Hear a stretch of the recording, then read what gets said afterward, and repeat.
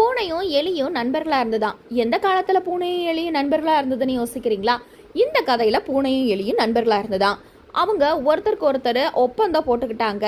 அது மட்டும் இல்ல, அந்த பூனை சொல்லிச்சான், நான் உன்னை எப்பொழுதும் சாப்பிடவே மாட்டேன்னு. முறை என்னாச்சு, அந்த பூனை ஒரு வேட்டைக்காரங்களுடைய கூண்டுல மாட்டுக்குச்சு.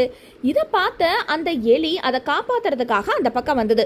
வெறும் எலி மட்டும் வரல, எலியும் எலியோட குட்டியும் வந்துச்சான். எலி குட்டி அந்த பூனை கூண்டுல இருக்கிறத பார்த்துட்டு, ஐயோ பூனை மாமா மாட்டிக்கிட்டீங்களான்னு வேக வேகமா அந்த வலைய பிக்க ஆரம்பிச்சுதான்.